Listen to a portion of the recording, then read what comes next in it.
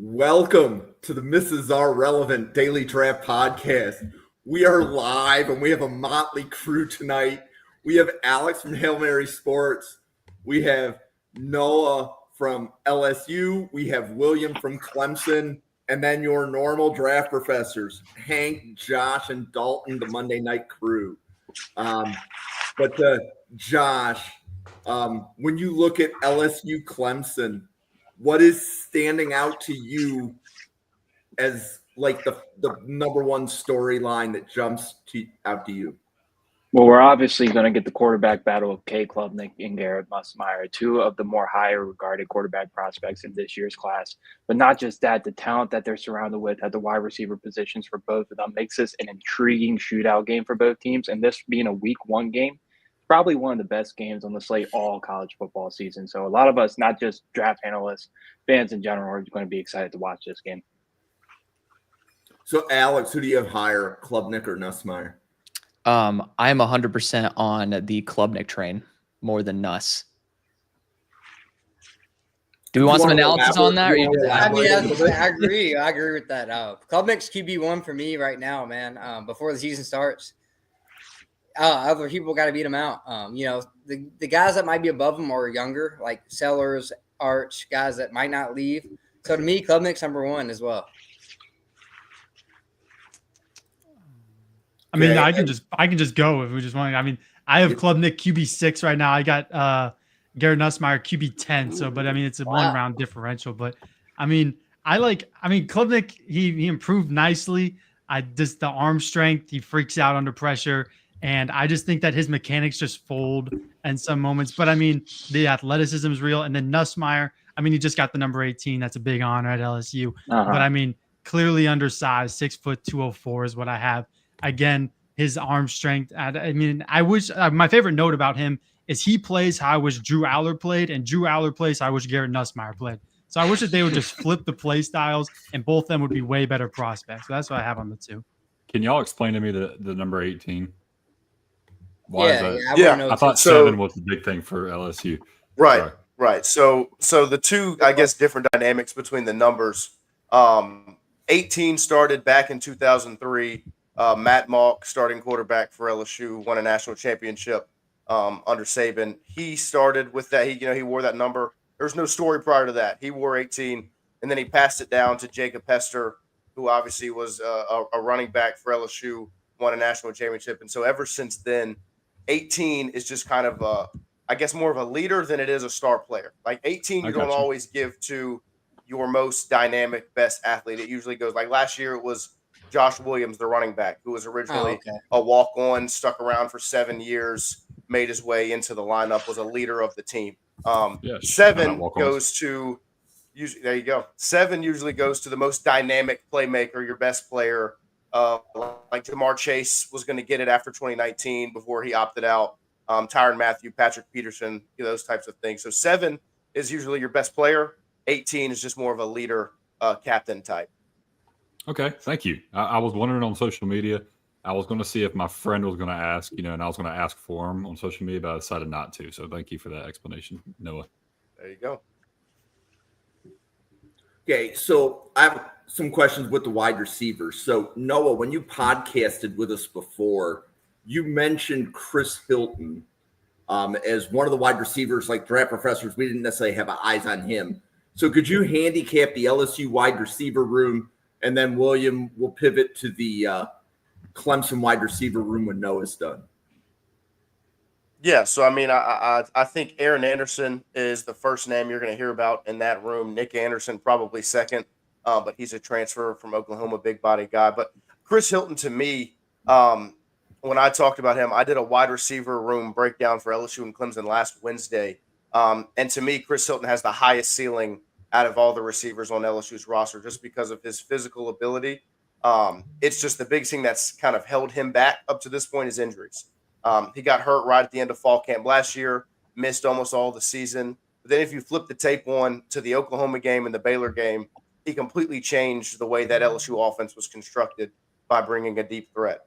So they've added a lot in that receiver room, Nic Anderson, Barion Brown, Destin Hill, and to a room that already had Aaron Anderson and guys like that. But I think when it comes to the best version of LSU, Chris Hilton, number 3 on the outside, will be one of their better players. And then, William, could you describe the Clemson wide receiver room with Antonio Williams and anybody else that you want to name drop? Yeah, well, and first I want to say I still have nightmares of Barion Brown in the Jacksonville Tax Slayer Bowl. If I see him do this one time in Death Valley, I might have a stroke. No, but in all seriousness, like where LSU, I'm going to give them some flowers before I step in. If that's okay, Jim. They've got some major playmakers. I mean, like you said, Chris Hilton can burn anybody in the draft. Aaron Anderson can route up anybody in the draft. And Barion Brown, I mean, we've seen what he can do in the return game.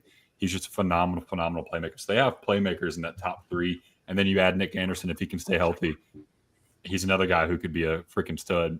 He reminds me of like a Brandon LaFell to go way back into the LSU days. But where I think Clemson's wide receiver room is going to be great is the depth. I don't know if we'll have a 1,000-yard guy, but I think we'll have a bunch of 500 plus. And we have 6 guys who I think could truly start at just about most Power 4 programs. I mean, you talk about Cole Turner would probably be the fringe guy who maybe isn't the number 1 guy somewhere else, but he's sneaky fast. But Antonio Williams is one of the best receivers in the country, top 5 for sure in my opinion. Very good route runner, very good hands. I hope he gets better with his hands. It gets down on those drops a little bit. Bryant Wesco and TJ Moore are the 2 to look at. And, you know, everybody was comparing like, all right, who's going to be better this year, Bryant Wesco or TJ Moore? They're 2 totally different receivers. Bryant Wesco is similar to Chris Hilton. He's going to take it over the top, but he can route you up. He's really good. I mean, as a true freshman last year, he was really good at identifying what the defensive backs were in. I mean, you go back to the SMU game, they were showing cover 0, and then they flip into cover 3, and he knows to sink his hips quick and get back for the quarterback to get it to him. Just not something a freshman does. And then TJ Moore, similar. You watch him as he progresses throughout the year. You get to the South Carolina game and the Texas game. He looked like a totally different person in the Texas game. And you have a guy like Malik Muhammad, who's one of the top, you know, defensive backs in this year's class, and he just ate him up and had a career day, 8 receptions, over 100 yards, and 2 touchdowns. So that's just the top 3. You get down to Tristan Smith. He's the first ever transfer portal guy for Dabo, coming in from Missouri State, South Missouri State. Was a Power 4 talent. I don't know if he had the grades or what it was, but goes to Southeast Missouri State and just dominates there. Comes to Clemson, and from some of the practices I went to, he's a dog. And this dude can play, and I'm trying to take my bias hat off and just talk, you know, draft analytics. And this guy can freaking play, and I think he's going to be on a lot of people's draft boards for next year. Big body, 6'4", 6'5" guy, can run, and has sticky hands. He does what I like. He plucks the ball into the air, catches the ball away from his body. And then you have Tyler Brown. You know, he misses his sophomore season, the majority of the sophomore season due to injury. But if you go back to his freshman year, he was the dude. Similar career path to Antonio Williams. Freshman year, he gets hurt. Has a really good freshman year, gets hurt his sophomore year. Great junior year. I'm hoping for the same thing from Tyler Brown. And then you have the 6 with Cole Turner. So I think the depth in Clemson's wide receiver room is really good. And then they all bring different tools to the table, but the top 3 guys can beat you in 3 different ways. So it's going to be a phenomenal thing to watch. Sorry, I got long-winded. You got me excited. Oh, that's all right. So, Alex, I don't know that I knew that you were an LSU fan when we were setting up you coming on the podcast, but if you want to show everybody the jersey. I got a Jay Jettis jersey on right now. Yeah. So, Alex, when you look at the wide receivers in this game, what has been your evaluation so far through summer scouting of any of the wide receivers here? Yeah, I mean, I honestly love what William was talking about earlier with Antonio Williams just getting his hands better. I don't think that he has an actual catching issue. It is just, I believe it was more of a fluke. And I know that, shout out to NFL Stock Exchange, they ended up talking about how drop metrics, not very translatable, not necessarily indicative of how good someone's hands are. So I think Antonio Williams is one of the most dynamic receivers in the country. It's going to be amazing. Honestly, I'm praying to God we get to see it enough. Him being able to go up against Mansoor Delane. Mansoor is my top cornerback right now because I think that's a perfect fit for LSU. And then you're getting to see Antonio Williams battling now this question over whether he's going to continue having drop issues. I really love that battle right there. And I mean, the Clemson wide receiver core in general, as an SMU fan, I went to SMU, so SMU alumni here, ended up kind of giving me some nightmares. And I'm historically horrible at betting, which is why I rarely ever post about it. But I mean, the Clemson wide receiver core ended up destroying me when I tried to do a parlay. So I'm just going to give you guys credit without talking more about that. But the LSU receiving core as well. I mean, you're looking at a nice balance of intermediate, deep, as well as contested threats. And I love that about him. You look at Aaron Anderson with the after the catch ability, and he also has some deep speed as well. But Barion Brown needs no introduction. And then I just love what Nic Anderson, if healthy, can end up really bringing to LSU's offense, because we haven't seen a massive contested catch guy for someone like Garrett Nussmeier, who is known for those special plays. So yeah, I mean, receiving core wise, this is just going to be an absolute shootout, and I'm excited to see it. So, Josh, which wide receiver in the game is highest for you? And then how close is the next best wide receiver?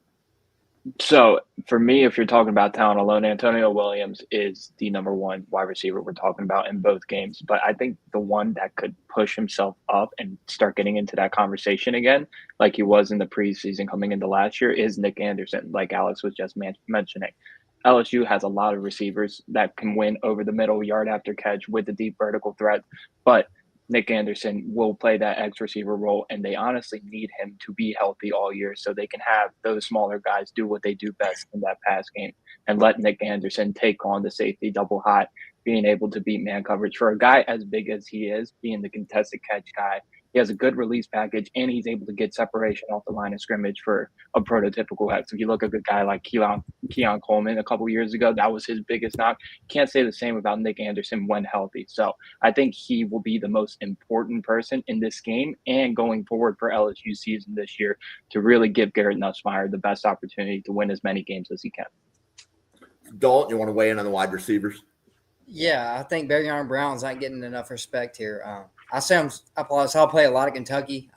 Yeah, his hands aren't the best, but man, he can get open every time. His speed's so dynamic. He's one of the fastest players in the country, regardless of position. I think one of the best returners in the country. We haven't talked about that. LSU's return game is going to be a lot improved with Barion Brown back there. If you punt, you're going to be scared to punt to the guy, and then if you score, you're still going to be scared to kick off to him. SEC record for kickoff return touchdowns already. That was at Kentucky, so he's got a lot better team right now. I think Barion Brown's a guy to look out for, but Nic Anderson as well. I agree with that one too. Nic Anderson's a freshman, 10 touchdowns at Oklahoma. Got hurt last year. I think he has a big year too. So both of them guys, man, they got 5 really good receivers. It's going to be tough to stop them, but I think it's about their O-line for LSU. They got to be able to run the ball too. So, Hank, you want to weigh in on the wide receivers? Yeah, I mean, Antonio Williams is by far my wide receiver one in this game, and I think it's a considerable drop-off. I haven't graded Nic Anderson because I'm waiting for this year's tape, especially with all the injury history. I want to see how he moves into LSU, but I think he would be second. But Antonio Williams, the only thing that I have with him is I felt like he was way better selling routes that went across the middle than on the outside. I felt like on the outside when he operates, it was just a lot of speed outs. And I feel like he could have, done a bit better salesmanship, but pretty firm round 2 grade on Antonio Williams right now. But my next guy would probably be Aaron Anderson, who, I mean, the only route that I saw that was like really productive for him, when this guy can run a post route like the best in this class.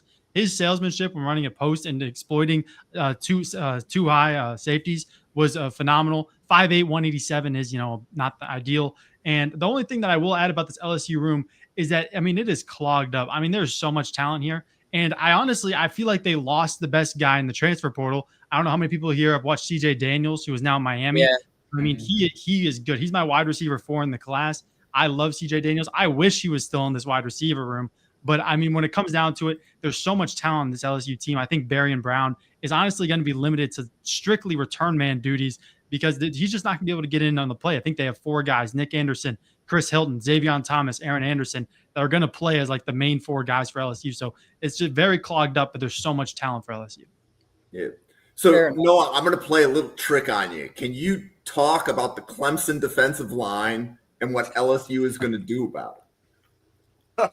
Yeah, actually, funny enough, this morning, like I said, I've been doing the position group breakdowns. Today was defensive tackles for LSU and Clemson, respectively. And this Clemson defensive line deserves all of the praise that they're getting, especially big number 11 in the middle, Peter Woods. He is an absolute freak. Like when you looked at, what was it, Bruce Feldman's freaks list going into this season, Peter Woods was sitting there at the top, and rightfully so. And I think that if you're going to look at this game under a microscope and you want to see what kind of matchup from an offensive defensive stance can really alter what this game looks like, it's LSU's offensive line versus Clemson's defensive front. Because to me, when I look at Clemson's defensive line, you see a lot of proven guys that have experience and have that top end talent. When you look at the LSU offensive line, you don't see that. You see a couple of guys that have played elsewhere, transferred in, but then you have a mixed match group of young guys. There's still positions that are being battled for going into game week right now.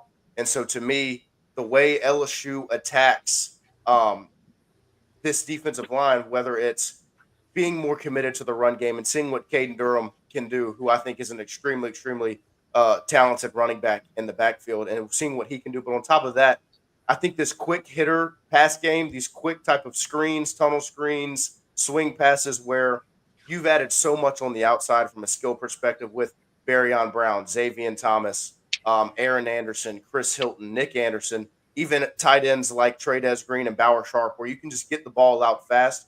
You've got to do something to get this defensive line out of the game, because to me, that's going to be the biggest struggle for LSU, is being able to block TJ Parker, Peter Woods, and the rest of that group and keep them away from number 18. Yeah. So, Josh, how do you have the defensive linemen for Clemson stacked between Woods, Parker, Capehart, and anybody else that you've evaluated so far through the summer? Now, I don't have a full picture. I wasn't able to dive into the whole defensive line class and edge rusher class, but I was able to get to these guys for the podcast. And I think it's pretty clear, if not, Peter Woods is probably one of the best players in this draft class, not just the run defense level, but his ability to get after the passer with power, finesse, hand usage, lateral agility. He's got a lot that he can bring to the table. And if he cleans up a little bit of a stamina issue, I don't have any doubt. All of us think he'll probably go top 10 in the draft if he stays healthy. TJ Parker, in a very traitsy edge rusher class so far, probably is the most proven and the most reliable for a guy that doesn't have really the speed repertoire you would like out of. That's like his only weakness, quote unquote, but you love his power ability. You love his run defense. You love his motor. And the biggest thing I love about TJ Parker is his ability to come up in big moments when it's fourth down, fourth quarter, being able to get that stop in a one possession game. TJ Parker answered that bell multiple times for Clemson and was a big reason why they snuck into the college football playoff last year. So I think he would be my edge one in totality in this class right now. But I like DeMonte Capehart as a sneaky day two pick. If not, he'll be a fourth round guy if he stays where he is right now. And they also brought in Will Helt, the Purdue transfer. I think I was a little underwhelmed by his tape, but if they're bringing in a transfer into Clemson, I think Dabo Swinney sees something in him, so I'm going to trust Dabo on that. But I do like Cade Denhoff, the more speedy, athletic edge rusher that has a really good spin move. He likes to win with that speed, and if he cleans up his run defense, he'll be a big pivotal factor for this defense moving forward for Clemson and really take a little bit off of TJ Parker being the only guy to get to the quarterback at this level. So if they can get the development from Will Helt and Cade Denhoff, that interior defensive line is no question a top unit for Clemson in all of college football. So I'm just looking for the next edge two to really take that step for that defense to really become one of the best defensive lines we've seen in the past 5 years in college football. And Alex, how do you stack the Clemson defensive line? The thing that I love the most about them, I mean, I think Josh is 100% correct. I would pretty much repeat it word for word. But to add a little bit on top of that, we talked about how Peter Woods has been also utilized, not just in the middle, but even sometimes an edge rusher, PFF notably listing him as an edge at the start of the year, which is so funny. But he really is a Swiss Army knife. And it's because we kind of are looking forward to that true edge two showing up. And Peter Woods is so versatile that he can kind of fill in those voids with the plethora of defensive interior they have. I love that Josh ended up mentioning the dark horse here, which is DeMonte Capehart. I think he might have the best bull rush in the country, someone who consistently impacts the pocket no matter where he's coming from or who he's going against. So I really do love how, Clemson's defensive interior is like going to be stacked up. And even in terms of being able to go in even in odd fronts, I think they have personnel to be able to handle anything. And William, do you want to kind of summarize the Clemson defensive line with what you've heard from a couple of people so far? Well, I think to to come back to the difference between last year and this year, same thing with the wide receiver room. The biggest positive for this defensive line is the depth. Again, so last year we had so few defensive ends that we had to put Peter Woods out at defensive end, and he held his own. I mean, you saw where there was gaps when we played against Georgia. They figured out in the second half, hey, let's just run the ball outside. He can't contain us outside. But now we have true defensive ends. We have TJ Parker, Will Helt, Cade Denhoff, and then we have a guy in Jaheim Lawson, who a lot of people are not talking about right now, but he's put on 30 pounds of weight since starting. So now he's a junior, and he's going to be he's Shaq Lawson's little brother. So if any of y'all know about Shaq Lawson from about a decade ago, he played with me. Jaheim is the little brother, and he plays just like him. So 4 defensive ends that I trust, and then there's 5 defensive tackles that I trust, maybe even 6. So you have Peter Woods, DeMonte Capehart, which I both talked about. But a lot of people who you're not talking about it is Stephylon Green, who could end up being a day 3 pick this year. He really came on late last year. He was one of those guys that kind of lived in Dabo's doghouse, it seemed. And then late last year, something clicked, and he started playing well. And I look to see him rotate a lot this year. And you go back about 10 years ago, maybe even less than that, when Clemson was at its most dominant with its defensive line, is when they had guys to rotate. And you have a 5-star guy in Amari Adams who does not look like an 18-year-old kid. He looks like a grown man. And he's going to be a guy that people are going to know about. Maybe later in the year, he's going to get some playing time if there's some injuries, but he will be in the rotation. And then you talk about a guy in Vic Burley, who was a 5-star 3 years ago, battled injuries. He's had the best spring he's ever had. He's healthy, and he's playing fittingly right behind DeMonte Capehart in that defensive tackle spot. So, again, just like I said with the wide receiver room, I think depth is the biggest key on that defensive line outside of the freak talent and TJ Parker and Peter Woods. And William, I was going to have you talk about the LSU defensive back room, specifically their corners. Yeah. From a Clemson perspective, how did you evaluate the LSU corners? Yeah, so I'm going to be a little hyperbolic here, but they're basketball players. I mean, they're the 2 shortest cornerbacks that they have are 5'11". They have a 6-foot guy. The 2 starters are 6 foot, and Ashton Stamps and Mansoor Delane. But then you have DJ Pickett, who's 6'4". I think he'll end up playing safety, but still 6'4". They got 2 6'1" backups and then 2 5'11" guys. They're freaking huge. If they can run and play some man-to-man, that'll be phenomenal.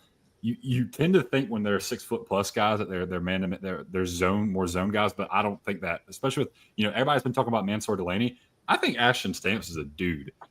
He plays with an edge to him. Yes, he can get caught a few times with his hand in the jar, but he plays with an attitude that I really like. And when you think of LSU DBs, I think of a guy like Ashton Stamps, not afraid to put his face in the freaking fan and make a tackle, not afraid to let you know that he just made that tackle, and can play with, pretty fundamentally when guys are going across the middle. So the matchup I'm willing to see or waiting to see is Ashton Stamps, whoever they line him up against, whether it be TJ Moore and Antonio Williams. I'm very curious to see that. And if you talk about Harold Perkins playing the star, I know he's on the DB, but if he has to play in that star role where sometimes they're playing nickel, I'm very curious to see what LSU is going to do to help him out in coverage. Maybe he's gotten better and improved in that position. Because again, maybe this is antiquated of me, but I still view Harold Perkins as a pass rusher. But I can't wait to see what LSU's game plan is when he gets stuck out in the slot on somebody.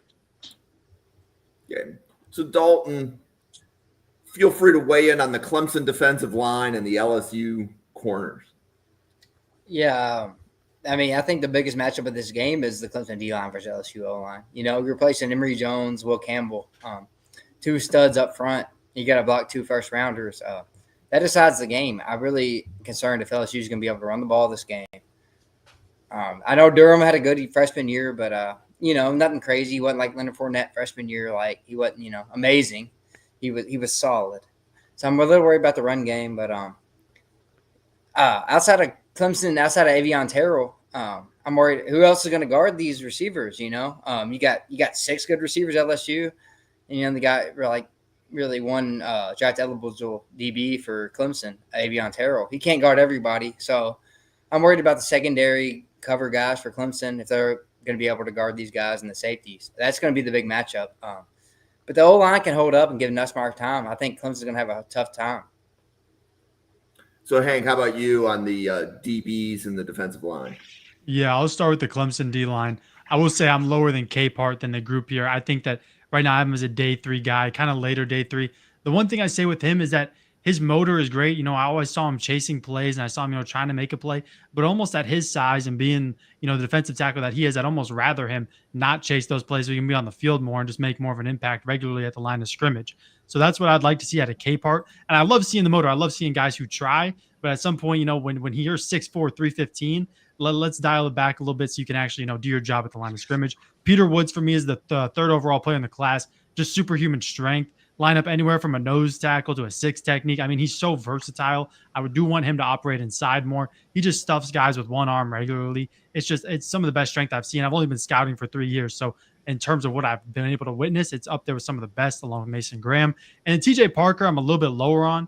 I would say right now, kind of a round 2, closer to round 3 than round 1 for me. I really just think that there's a lot of question marks still around him. I think the tackling needs to get better is a big thing. He dives at hopes and dreams a lot, I think. And I think that just hand fighting and handling length needs to get better with him. But the corners in this game, Mansoor Delane's my cornerback 7. I do really like him. I like how versatile he is between man and zone coverage. And I think it's going to be great for a new LSU scheme for him. Like his instincts, his anticipation. The only thing I would say is I think that there's a bit of catch-up speed concerns. And if he gets caught flat-footed, there were a few moments where he just got burnt vertically down the field. And then Stamps. Stamps actually finished 5 minutes before the podcast went live. I like Stamps round 4, 6 foot 190 junior. The only thing that I really saw was if I want to be picky, he doesn't have an interception yet in his college career, which I thought was kind of interesting because he had 9 PBUs last year. And I think that in zone coverage, he just needs to play a bit more direct. I think that there were times where he was kind of, jogging to a spot, trying to bait the quarterback. Just get to your zone and then worry about making the play. Don't lollygag around. But Avieon Terrell is my CB5. I was a little bit, he's undersized, 5'10", 180. His worst games came against the best teams, which is why I'm a little bit hesitant on him right now. But I think that, being a true junior this year, he still has time to develop. Okay. So Harold Perkins' name came up a little while ago. Alex, what position do you think Harold Perkins plays at the NFL level? It just depends on his weight. But, I mean, we all have the hopes and dreams, and we're all a little bit antiquated. And remembering, I believe it was versus Alabama, I swear it was like 2 or 3 years ago at this point, where I just remember. Thanksgiving Day. Yep, Thanksgiving. It was just one of the most beautiful. He just was absolutely dominant. So we all kind of wish to see him back in that role. But I always say this, and it's also another reason why I care so much about Garrett Nussmeier's frame. And I should have probably talked about that earlier. But physics exists. Unfortunately, we're not talking about a 1-game sample size of dropping them in their perfect situation. We're hoping these players can play for 5-10 years. And if you are sub 220, you're going up against the hog mollies at the 330 to 360 pound range. It's not going to be super easy if that's the guy you go up against every single time. I do actually appreciate his coverage skills more than I expected. So I am hoping to be able to see him more as that Sam linebacker and maybe have some certain sets where he can end up being an edge rusher. So Dalton, how about you? Where do you see Harold Perkins at the NFL level? Yeah, the LSU fans aren't going to like me on this one, but he hasn't proved anything since his freshman year, man. Amazing freshman year. Sophomore year was average probably, and then he hurt last year. He's got to have a big year for me. Like he said, he's a tweener, 220, but he's not a safety. Probably not big enough in the NFL to be a pure edge rusher. So he's either got to put on pounds or make a transition to safety for me. As a freshman, yeah, I thought he was going to be a world beater. It looked like it. But he never put on the pounds, and he can't stay healthy. This is a big prove-it year for me. Right now, I got him – he's day 3 for me because I just don't have a position for him right now. You can't put him at safety. Put him at nickel. I think he's very, very exposed at guarding the pass. And like he said, if you're going to 340, 350 guys in the league, he's not going to bull rush them. So he's got a lot to prove for me this year. Harold Perkins got a lot of talent, but it's just 220, man. That's not going to get it done at linebacker, in my opinion. So, Josh, I remember covering Harold Perkins on one of the very first podcasts that you and I ever did with each other. Where are you on Harold Perkins and how he fits into the NFL? So ideally, like we would love him to be a monster on third down, get him in those disguise blitz scenarios where he's able to penetrate the A gap or B gap, get him in design blitzes so he could do what he does best and get after the quarterback. But in reality, he's going to project as a weak side or a Sam linebacker at the NFL level. And the only reason that scares me is his run diagnosis, his tackling, and his mental processing at the second level. That is still a big issue for Harold Perkins as it's been throughout his whole college career. And if he can take that step, then we can talk about him again as a top 50 prospect just because of how athletic he is, how bendy he is, how he can get after the passer on third down. And like Alex alluded to, his coverage did get better throughout his junior season, even though he was injury plagued all throughout his junior year. But if he improves his second level diagnosis, being able to diagnose run concepts, flow with the play, improve his tackling, then you'll see him push for a starting spot in the NFL. But him being in this star position kind of just stuck on that LSU second level, putting him outside away from the defensive line it's tough. It's tricky. And it puts LSU's defense in a little bit of a bind because you know how explosive and game-changing Harold Perkins can be. So, Hank, how about you? Where are you on Harold Perkins and how he would translate to the NFL? I mean, Will, did you have something to add real quick? Yeah, real quick. So a guy who he reminds me of is Vic Beasley from Clemson. And Vic Beasley was 230 coming out into the draft, ended up playing at 240. Harold Perkins isn't far behind that. He's a little bit shorter than Vic was, but we did the same thing with Vic and needed him to get out and play some coverage more because we knew he was a smaller guy, but goes to the Falcons and ends up leading the league in sacks in 1 year. Now, very short career, but why is that? Who knows? There's a whole bunch of other variables that go into that. But just to give Harold Perkins a little bit of love here, at that size, you still can rush the passer if you're good at what you do, and obviously if it's game situation. So I just wanted to add that in there real quick. Oh, good. I mean, Perkins 6 foot 215. He's too much of a tweener for me right now. I mean, if he gets up to 230, yeah, you kind of see him as a Sam. I like the design blitz package idea. Third downs, get your team off the field. But right now, he's just got to put on weight for me to even think about putting him any higher than day 3, especially coming off, I think, what torn ACL, I'm pretty sure it was. But I mean, the injury sucks. His tweenerness isn't going to fly in the NFL as well as it does in college. I mean, you see Suntarine Perkins at Ole Miss, another undersized guy who was crazy good statistically last year. But in the NFL, what's that going to do at 6'1", 220? Not much. So, I mean, I would love Perkins to get up to 230 and play Sam. But I think that right now, maybe a special teamer at best. I mean, there's just not a lot of room for him with his size. Yeah. So, talk about Harold Perkins, the college football player, and then add any context you want to Harold Perkins, the NFL prospect. Yeah, look, I mean, I think when you look at Harold Perkins holistically and you go back to his freshman year, when I look at that 2022 team where he really broke out, to me, first off, the reasoning was because he kind of caught everybody off guard. Nobody really knew until really the Ole Miss game who number 40 was. That's now got 2 sacks against Jackson Dart.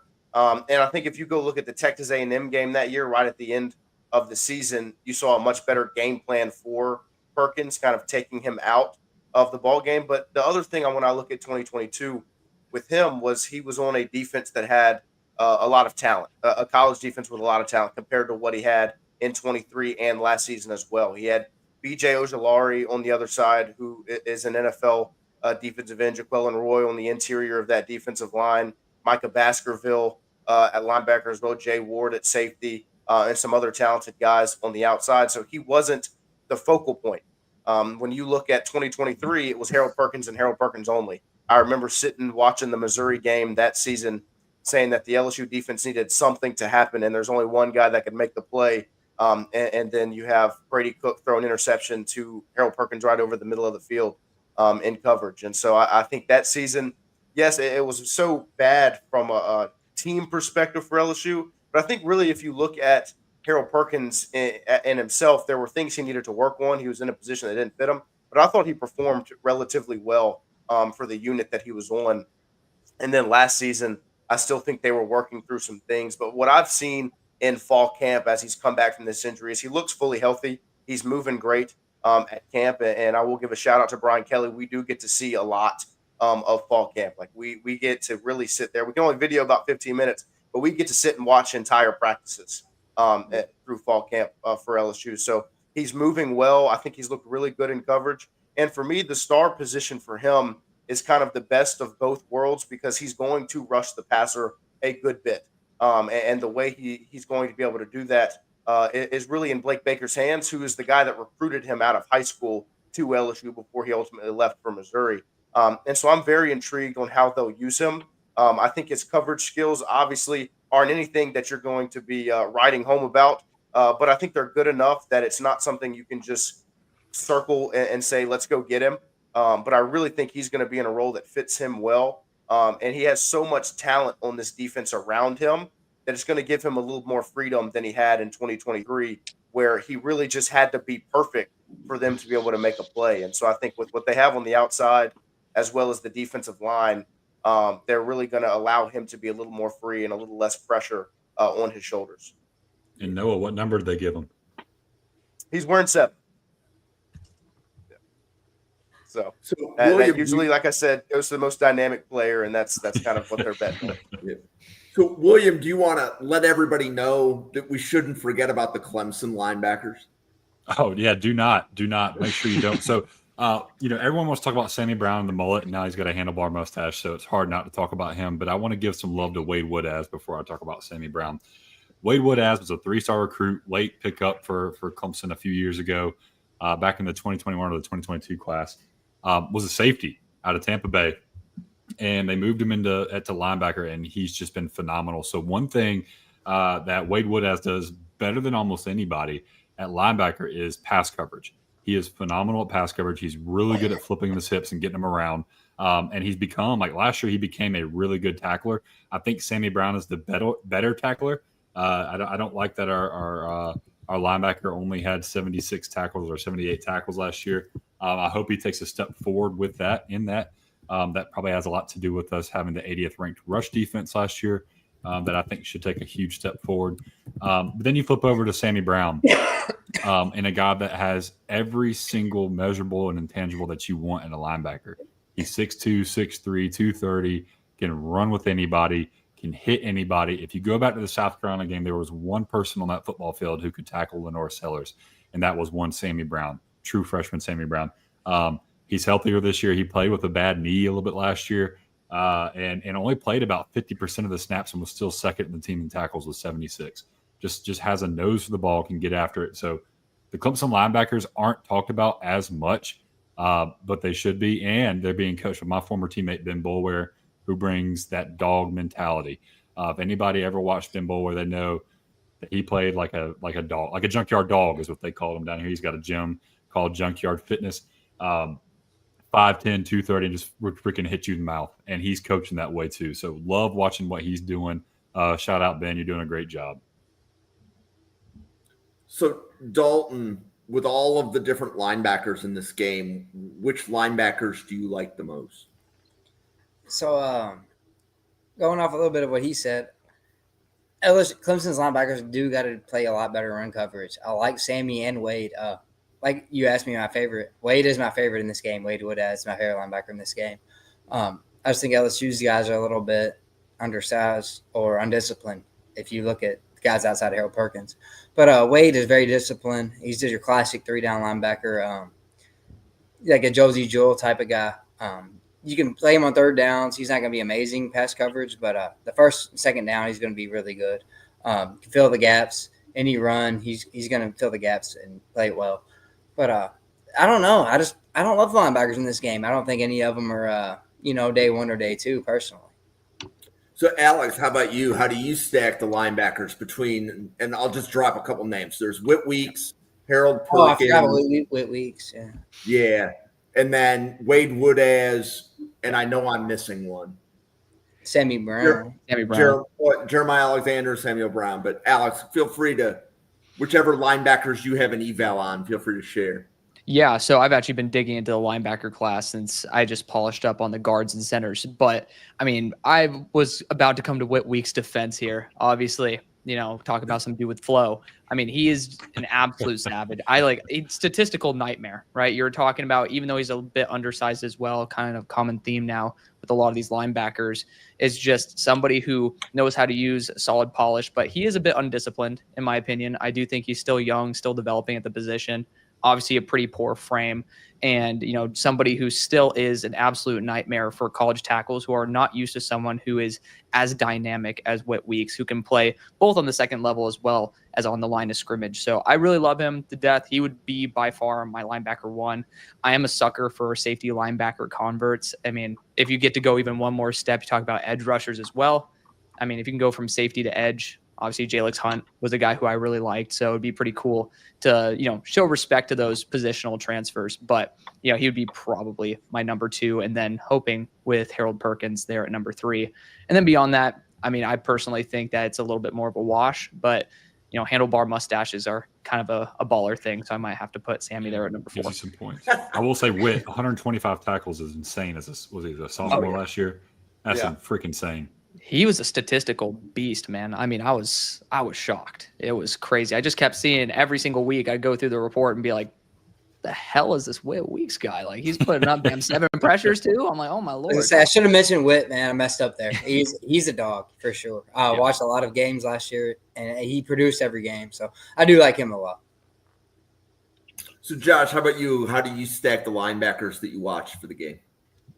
So we'll just talk about Wade Woodaz and Whit Weeks as the 2 main guys, because those are probably the guys that will get drafted highest, second, third, fourth. I don't think either of those guys could push for the first round. But like you mentioned, the safety convert to linebacker, probably the best cover linebacker in this draft class if we had to stack it up right now. And on top of that, 22 pressures at the linebacker position coming down from safety. You could use him in more of those pass rush scenarios, like you were mentioning, safety to edge. They'll not line him up as a wide 9 or put him as an edge rusher, but he could make more of an impact on third downs rushing the passer than we expect, especially in this game with LSU's interior offensive line shaking up, especially the tackles too. But Whit Weeks, man, like you said, 125 tackles last year, plays with his hair on fire, leader of that defense, really took a step that LSU defense needed last year and more of a retooling year.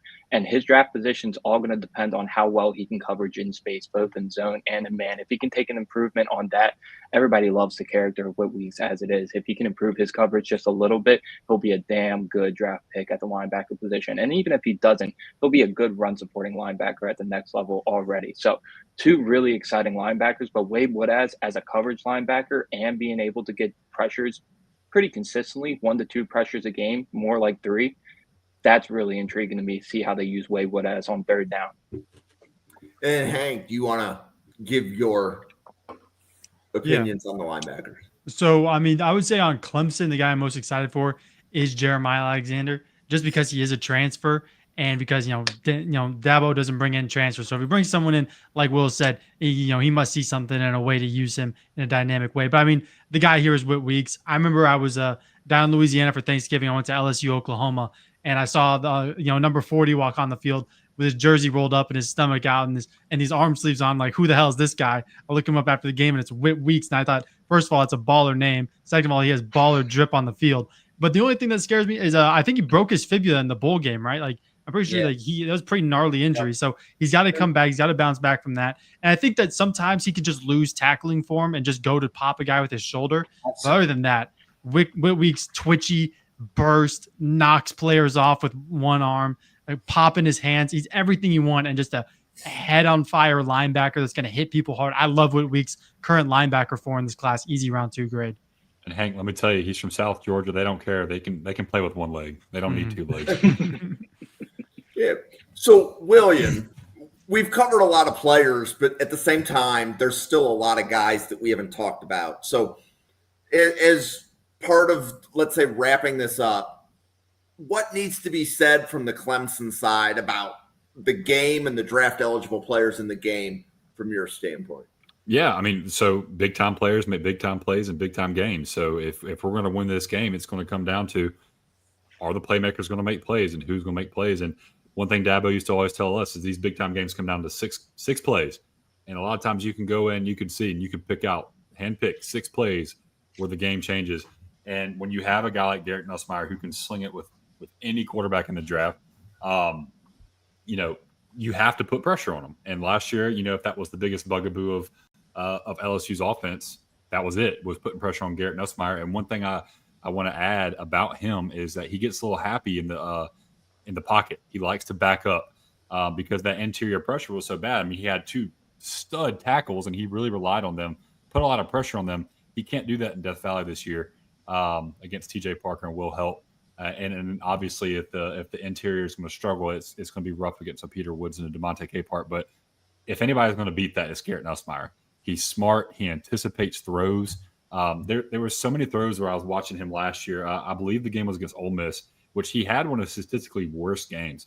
But there was a couple times where I think it was Aaron Anderson coming across the middle, and he threw the ball before he even hit his break and put it perfectly over the linebackers and into the wide receiver's hands. So the guy's got touch. He's got anticipation. He's one of my favorite quarterbacks in this draft. If it wasn't for this game, I'd be talking a lot higher of him, but I can't do that right now. I can't give him too many flowers. Everybody wants to talk about the Clemson offensive or the Clemson defensive line versus the LSU offensive line. I want to flip it on the other side. So Clemson really has to prove themselves on that offensive line. Yes, one of the most tenured offensive lines in the country. They have depth, but Patrick Payton from Florida State coming in and playing defensive end for this LSU team is going to be game changing for that defense. He was a problem last year on a terrible Florida State defense, albeit. So now he's got help. He's got Jacobian Guillory. He's got Dominic McKinley, who I also like Dominic McKinley a lot.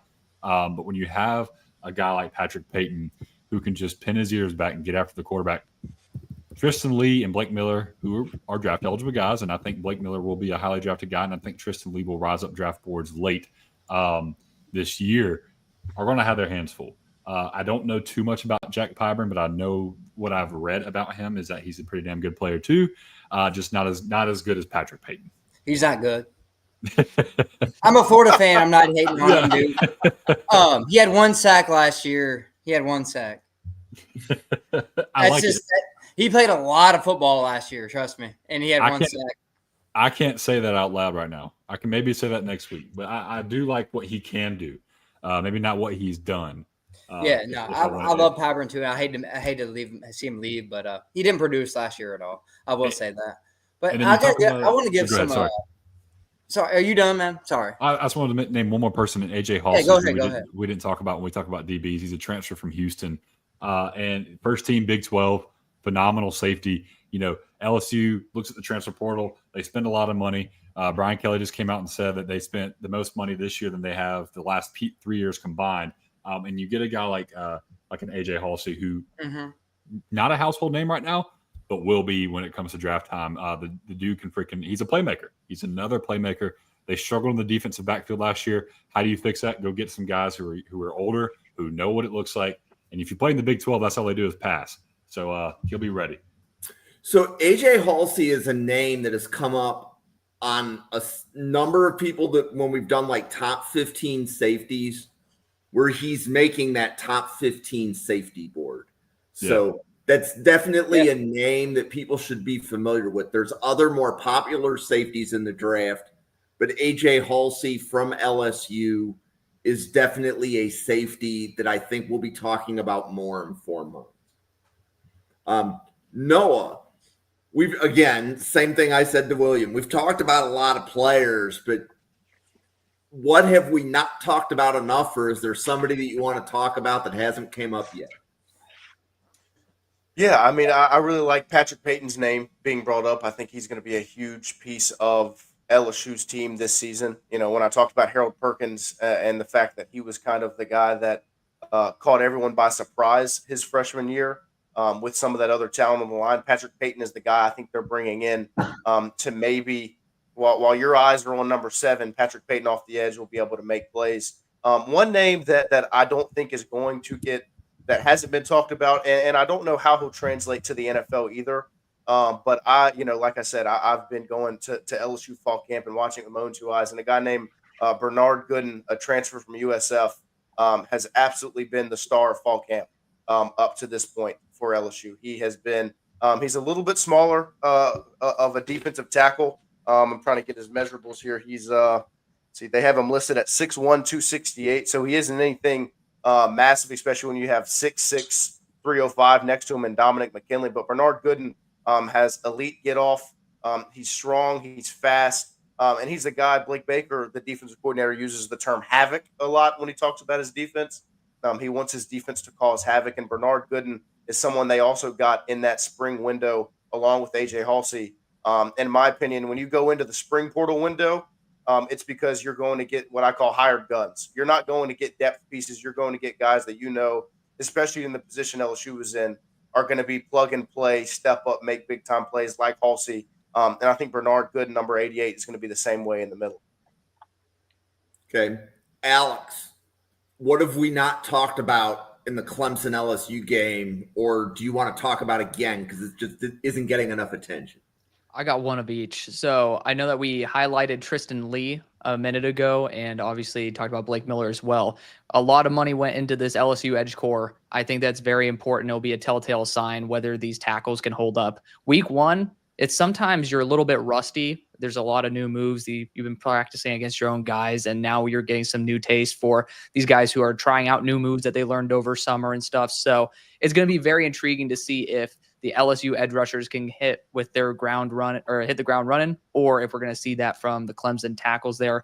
I love Tristan Leigh. He is an absolute savage. I love his motor and he's just wanting to plant someone in the dirt. I still remember him planting Deion Walker into the dirt. It was something that was beautiful to see. Seeing like a 6'8" man get planted like that. But something that we did not talk about is a transfer from Northwestern, and I'm a Northwestern offensive line guy, Josh Thompson going to LSU. Maybe it's not going to be enough to win against the amazing defensive front, especially on the interior that Clemson has. But I mean, you talk about someone who is extremely agile, very underrated in terms of anchor, and knows how to mirror extremely well. So far, the type of players that end up being able to handle Peter Woods have those same traits. So if there's any shot, which I think that might be like 1% to 2%, that the LSU offensive line could win this matchup, it's going to be very dependent on how the interior of the offensive line can hold up as well as those tackles. And I do think it's going to be partially due to whether Josh Thompson can end up being a big factor in that. Yeah, I agree. Yeah, Josh Thompson's been covered a few times in this channel. I'm glad that you remembered to bring him up. And I know that came up when Noah was doing the podcast with us about 2 months ago as well. Y'all can leave him in Baton Rouge if you'd like. That'd be okay. So, yes. Hank, what stories are in the game that you either want to talk about or we haven't talked about yet? Yeah, I mean, I'm glad Alex hit on the tackles because that was the one thing that we really didn't discuss yet. I will say I'm way higher on Leigh right now than I am Blake Miller. Blake Miller has the athleticism and the arm length to be a fine NFL tackle, but he's just not there yet. And I think that especially the Texas game, if you're in on Blake Miller and you have him as a round 2, round 3 guy, I urge you to turn on the Texas game. There's too many things in there not to like for me to be super high on him right now, but he has all the tools in the world to get there. Tristan Leigh, though, really like him. Only thing that I thought was a little bit questionable was his footwork. And I think going back to what Noah was talking about with Bernard Gooden being undersized, my defensive interior 3 right now is 6'2", 265, Santana Hopper, who's going to be at Tulane this year. So there's some guys in here that are undersized that play in the interior, maybe like a 3-eye, a 4-tech that can disrupt and make plays. They're violent. And I think that's what Bernard Gooden can do for LSU. The only other thing that I'd be wondering, from everybody's opinion, is just the game prediction. We did it with Alabama, Florida State. I think we should go to Josh next on what he thinks. But then after that, if we can just get a game prediction from everybody, I feel like that'd be pretty important. Yeah. So Josh, what stories either do you want to talk about or you use this time as you see appropriate? I'm going to bring up one more thing, and then we'll get into game predictions from everybody. We can talk about offensive line, defensive line the whole entire time. We know Clemson's got the advantage on both sides of the ball. With that, the most interesting thing to me is how LSU's defense is going to compensate for a little bit of an unproven defensive line. We love the transfer of Patrick Payton, even though he's still got a lot to prove on the table.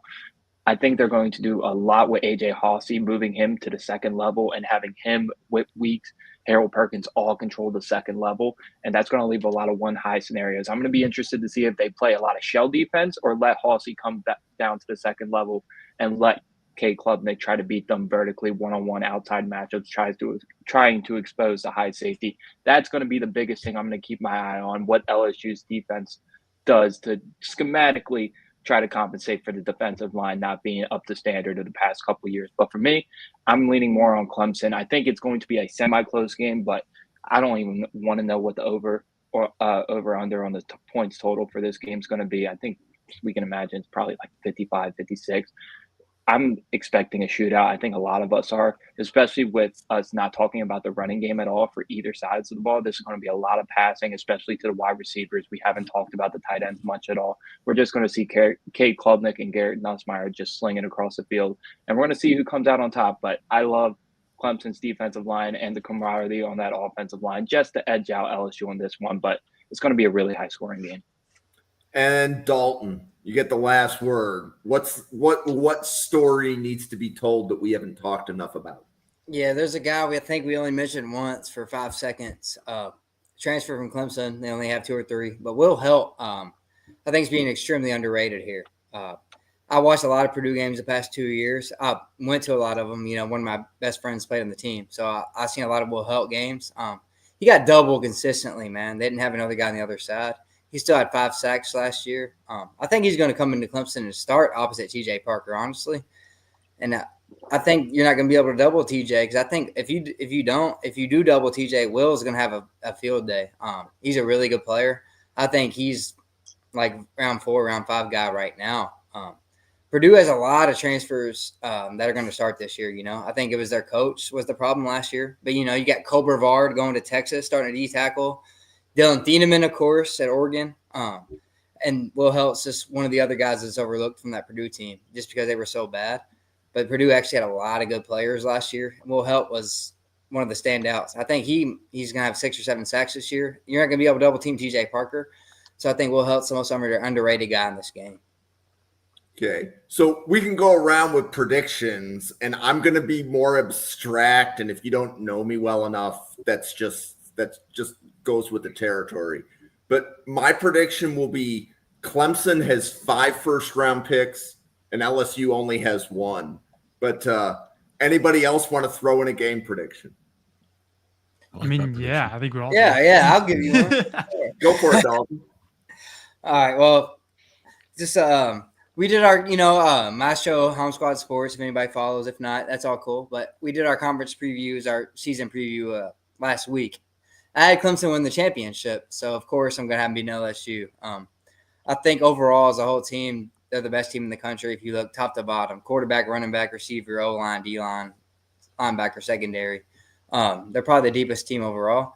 So I think it's going to be a very good game, but I just don't think LSU's defense has enough to win this game at the end of the game. I think Klubnik pulls it out like he did at a lot of the last year at the end of the year. Give me Clemson 31-27 final score. Josh. Like I mentioned, I'm going to go Clemson. I'm just thinking about the points here. Is somebody going to get 40 in this game? It's really possible.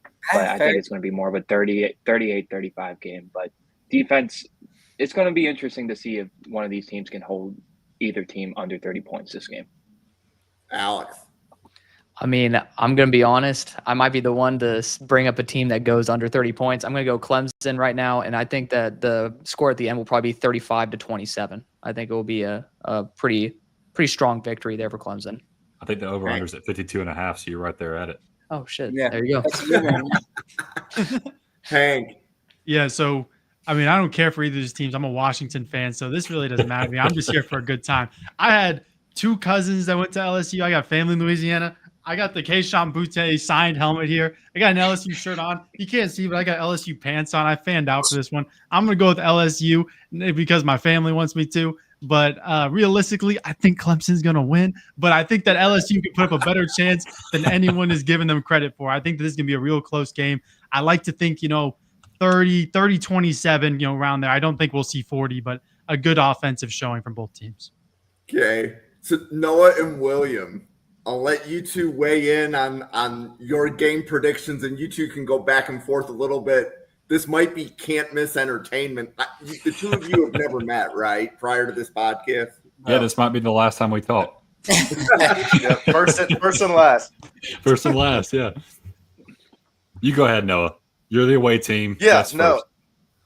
There you go. So I'm actually going to make the trip to Clemson. So I head over there on Thursday. I'm going to drive out there for the game. So Noah, reach out. I'll give you some places to go. Yeah. Sounds good. But yeah, no, funny enough, I'm actually going to be kind of a different flavor for this game. I think I'm going under. I don't think this is going to be the shootout everyone expects it to be. I went out to Vegas last year for LSU versus USC, and I think the conversation was the same and ended up being 27-7 or whatever the final score was. I mean, 27-20, a 7-point game where it wasn't the shootout people expected. And I think it's going to be similar to this game. I think the pass rushes for both of these teams are going to weigh heavy because I think both teams are very, very good on the front seven. And so my final score, obviously, I'm going to go LSU just because my heart won't let me do anything else. But I have the final score being extremely close of 26-24 LSU. Yeah, William. I like that. I like that a lot. I'm similar to you. I have it going in the under. I need to see Cade be consistent. A lot of times we saw him do this and this. I need him to be right here. And with the roster that we have, he doesn't need to be up here all the time. He can be right here. He doesn't have to take too many risks. I think the offensive line and defensive line, we've talked about it a lot. Everyone's talking about it a lot. I think that's going to be the key to the game. That's how Clemson's going to pull away late.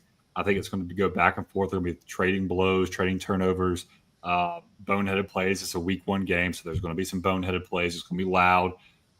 First time Clemson's ever selling alcohol in the stadium. So Noah, you might understand what's going on there a little bit. Smart decision financially by Clemson. Yes, very much so. So that we're in the revenue sharing world, so we got to start selling alcohol. There you go. I think Clemson pulls away late in the fourth quarter. 31-20 is what I was going to have in my article that comes out Wednesday for the walk-on red shirts. And that's not going to be a 31-20 like, oh, Clemson just put, BTA. It's going to be the game was close. It went back and forth, and maybe Garrett Nussmeier has the ball 2 minutes left and throws a pick, and, Clemson just puts some away at the end. But I have the utmost respect for this LSU team. I think this LSU team is a playoff caliber team. I think what they got in the transfer portal at the offensive line, particularly in the inside with Josh Thompson, DJ Chester, and Braelin Moore, are phenomenal. I didn't talk about him earlier, but Jimari Butler from Nebraska is another wonderful pass rusher. So if Dalton's hating on Jack Clyburn, they can throw in some Jimari Butler and help him out a little bit. But I think this is a very, very deep team. I wouldn't be surprised if we see him again in December. I would hope not. I'm cautiously optimistic for this game. 31-20. Give me my Tigers for the Battle of Death Valley. So I do want to ask Noah a question. Is Pyburn projected to start? Yeah, Pyburn's going to be across from Gabriel Relaford on the other side. Really? Yeah. Okay, I'm excited to watch. Because Patrick Payton's not going to start. I'm excited to watch that game because I'm gonna be there. So right to talk about the defensive ends for LSU.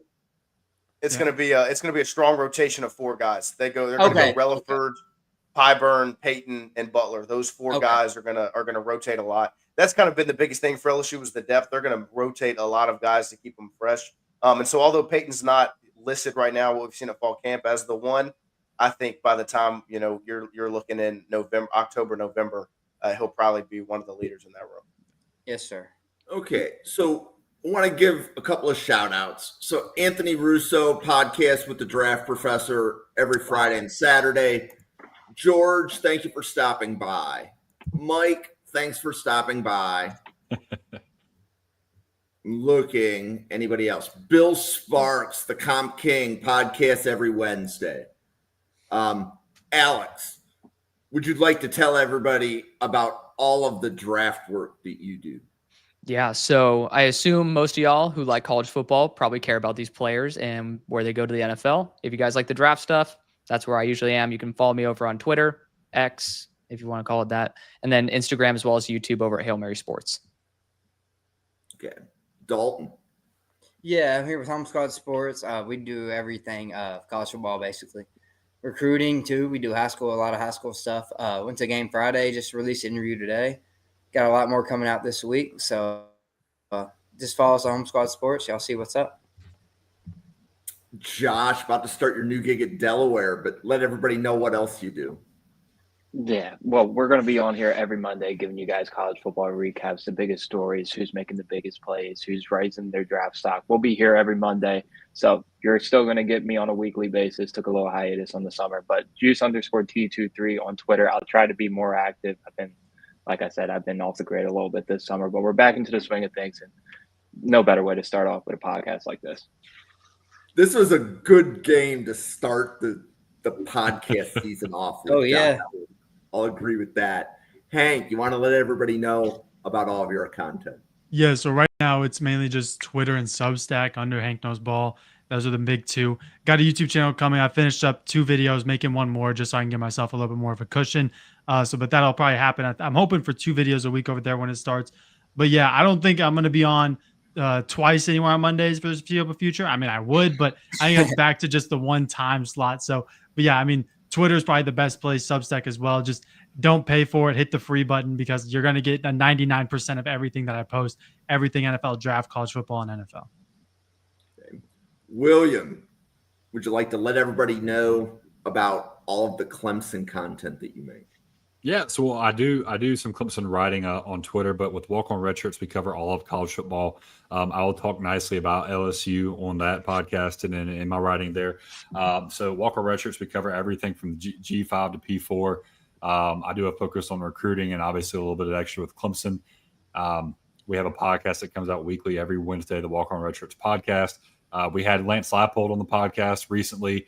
And then just to, maybe give a little spoiler away, Jake and I might be going to the Sunflower game, Kansas versus Kansas State, as a guest to Lance Leipold, which would be really cool. So we'll see what happens. But yeah, come check us out at the Walk On Red Shirts. You can follow Jake at Walk On Red Shirts. He puts out great content, or myself at Walk On Moose. Noah. Yeah, so I'm the host of Tingle & Co. We go live on YouTube Monday through Friday from 7 to 9 a.m. Covering LSU football, LSU sports in totality, but obviously from July to about February, it's LSU football 95% of the time. But you can find me on Twitter, Tingle__co, as well as Instagram. We go live, like I said, Monday through Friday, but also we do other things like watch parties for LSU away football games. We'll watch those live, get live reactions. We'll do post-game shows after each LSU game. This weekend, actually, like I said, we're headed up to Clemson to make content on the way up there. And while we're there, we're going to be going live pre-game, post-game. We're going to have people out there making content as well for the trip. So a lot of stuff we're working on for college football this season. Might even have former LSU quarterback Rohan Davey and legendary running back Kevin Falk involved in some post-game and pre-game type content over on our YouTube channel, Tingle & Co. And then, like I said, on social media at Tingle__Co. I want to thank all of you for coming on the Draft Professor so that we could do this. So I have followed all of your content for a really long time. It is truly a pleasure. We don't normally put 7 people on the same podcast. That was, let's say, ineffective planning by me, but for the most part, I think we made that work. This channel has draft content every day. We're here 7 p.m. and 9 p.m. every weeknight. So 7 p.m. on Mondays, you'll see Hank. 9 p.m. on Mondays, you will see Josh and Dalton. And then in a little bit, you will also see Jake coming on at the 9 p.m. slot. Tomorrow night, it's the Georgia Tech-Colorado game. Wednesday, it's the Ohio State-Texas game. We've got, I believe, the Baylor game. And then there's one other game we're covering on Thursday, which has already escaped me. But we're just, for the next month, we're just covering games, and we'll let you know who the draftable players are in the game. And then starting in October, we will start giving you our player assessments. 8 players at a time. But for everybody watching, if you can go to YouTube and hit that subscribe and take a few moments and follow Noah, follow William, Hank, Josh, Dalton, follow Alex at Hail Mary Sports. We could not put this content together without all of them. So I am, like I said, I'm very appreciative that all of you took an hour out to come onto the station. Thank you very much. I hope we can do this again when LSU and Clemson meet in the playoffs. That's right. Thanks for having me. Yeah, appreciate it, man. Yep, thank you. Thank you, everybody. And we'll see you on a podcast again tomorrow night.